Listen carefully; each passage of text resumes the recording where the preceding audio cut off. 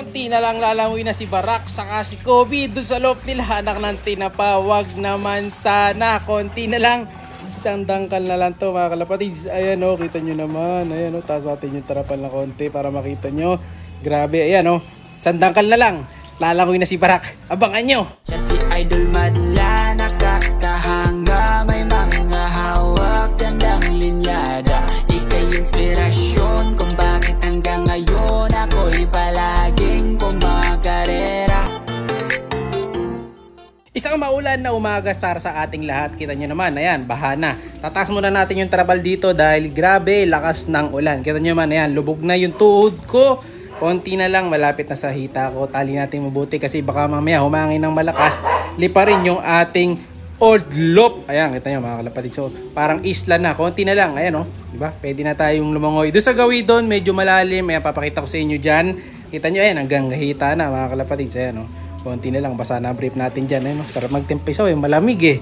No? Kulang na lang dito. Salbabida. At ito nga papakita ko sa inyo yung kulungan nila Kobe sa ni Barak. Konti na lang lalangoy na sila. Ayan o. Didikit na sa tarapal nila. Di ko alam kung gaano katagal ang itatagal pa nito. No, baka mamaya mag-uulan pa. Taas muna natin yung tarapal para makita nyo sila. Ayan o. Ayun. Sandangkal na lang mga kalapatids. Lulubog na sila. No, parang Titanic. Mga kalapatids. Siguro mga 8-inch na lang siguro yan. Ayan mga kalapatids, aabutan. No? Maganda lang dyan, din nyo na kailangan maglinis dahil diretso na sa tubig yung kanilang mga poops. No problem. Ayan, makita nyo rin dito yung aking mga itlog. Kanina nakita nyo lumusong tayo doon sa kabila dahil tinas nga natin yung tarapal. Ngayon lang tumigil ang ulan mga kalapatids. At ayan nga, yung mga nokma natin, stranded na sila dito. Ayan o, stranded ang mga nokma natin. Anak ng baka, kawawa naman sila. Hindi na sila makatapak sa lupa. No, dapat dito sila naglalakad ngayon. Kaya lang, nandyan na sila ngayon dahil wala silang tatapakan. So, kukunin na lang namin tong steel matting na to. Ayan, ilalatag ko dun. Kailangan malatag natin yan doon sa kabilang side dun eh.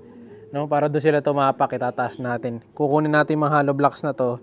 Patong natin dun. Para kahit paano makatapak sila, no. Kasi kakasakit yung mga to, sisipunin. Lalo yung mga bibi natin, kawawa rin naman, no. Wala na silang madapuan. Pero kahit ganyan, no, yung itlog nila na pinuproduce sa atin, madami pa din. Kaya di natin sila pwedeng pabayaan. Ako, lumubog na yung mga itlog. Lumubog na yung mga itlog ko. Ayun, no. Nakalubog na. Ang daming itlog niya, mga kalapatids. Lumubog na. Kukunin ko na. Harvestin natin. Ayun, no. Diba? Nilubog na. Ayun, no. May itlog yung manok dyan.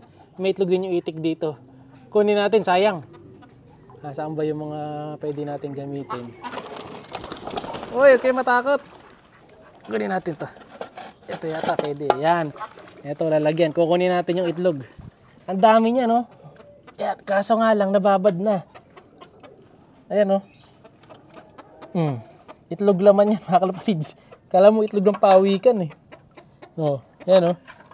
Ito parang sira na to. Medyo maitim na. No? Kunin natin yung iba pa. Yan. Sige. Kunin natin yung iba pa doon sa loob.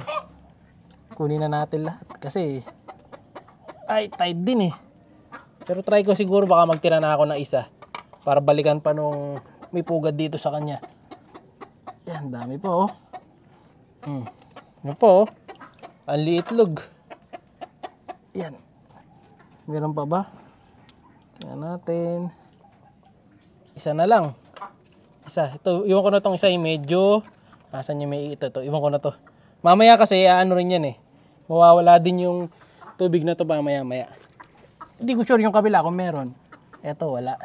Lagyan natin yung isa yung wala. Ayan. Kasi mamaya, pag wala ng tubig, itlog din dyan mamaya eh. Yan. Puti na lang, tumila yung ulan. Nakakuha tayo ng itlog. Dito. Ayan, meron din na yung ulan na naman.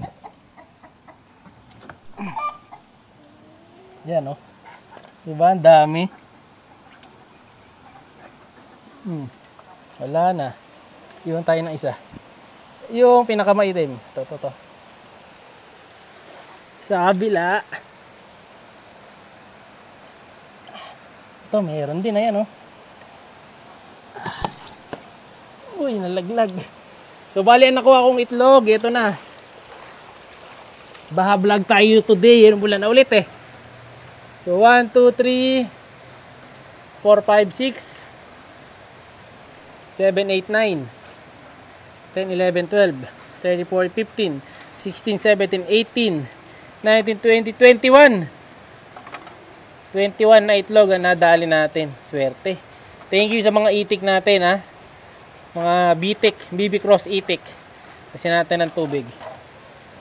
Yan. Malinis naman yung mga to. Kailangan lang hugasan. Pag hinugasan natin to, parang ano na rin, yung normal na itlog na rin. Ayun sila. Kaya dapat natin silang ano dito iligtas sa baha. Kasi pinapakain tayo niyan everyday. Tapos, kawawa naman kung hindi natin sila ililigtas sa tubig, di ba? Ayan, oh. So, di sila makapunta dito. Kasi natatakot sila dito. Pinupunta ng aso. Yan, kahit nakabukas na yung gate dito, sila nagpupunta ron. Pero iwan ko ito nakabukas. Para if ever, magpunta na lang sila dito. Yung kalapati natin kanina, ayun. Mababaw pa kanina doon. Ngayon, inaabot na rin, oh. Tingnan ko nga kung hanggang saan na yung tubig. Silipin natin. Dito sa Gedli. Hindi na ako sasagad doon. Hindi na ako lulusong. Sana. Ayun, malapit. Kanina, isang dangkal pa yun, eh. Ayun, oh, isang dangkal pa kanina. Yung huli nating tingin. Pero ngayon, parang mga ganito na lang siguro yan. Mga ganito. Kanina, ganyan pa, sa dangkal, eh. No? So, talagang inaabot na. Ayun, yung gulong ang pala tandaan natin dyan. Pag yung gulong na yan, nilubog.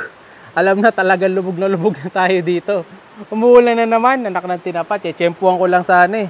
Timingan ko lang sana yung walang ulan, saka ako magpapatuka sa labas, saka ako gagawin yun. Yung hapunan nila, mamaya ako natitirahin. Papatuka muna ako ng mga kalapati natin kasi medyo madilim na mamaya. Tapos delicates pa, baka mawala ng kuryente. Nung pumunta nga kami kanina para bumili ng gasolina, ito yung kalsada, ayan, oh. You know, lubog na dito sa may Apalit. Sa mga dadaan dito sa may bandang Apalit, ayan, oh.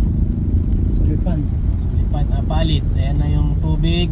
Lubog na yung kalahati ng gulong ng kotse. Ayan, kita yung tricycle. Ayun, oh, totoo sa tricycle, boss. Ayan, oh. Diba? Ayan, motor. Nakakadaan pa naman yung motor, pero medyo ano na. Mahirap ng sugal. Mamaya tumirik, eh. Delicates na. Ayan, delicates na, oh. So, ito yung una. Meron pa doon sa kabila. Ayan, sa kabila, medyo mababaw na lang. Ayan, so gawing tapat to. Lagpas ng ama. Hintay natin. Ano, may burak na yung ano, tubig. May ganun, no? Dito mababaw lang. Ito yung kasunod. Yeah. Pero kanina mataas to nung papunta kami. Ngayon wala na yan. Smooth. Ingat kayo sa mga dadaan dito. Bye. Talagang mataas na yung tubig. Ang madadaanan nyo dyan sa may bandang Apalit, dalawang baha. Actually, tatlo yan. Sa may dating daan. Tapos yung isa dyan sa may Ama. Tapos yung isa after Ama naman. So, tatlong baha ang nadaanan natin kanina. No? Kaya sa may mga lakad, ingat-ingat kayo. Kung wala naman kayong pupuntahan masyado, kahit di na kayo lumabas. Ayan, oh, maliligo na naman tayo mga kalapatids. Tara na. So, ingat kayo palagi mga kalapatids, ha. Tayo ay babalik na. Yung harvest ko palang itlog. Eto, bibigay ko na kay Tatay Madla kasi luluto niya na to. Ang dami! Thank you, thank you!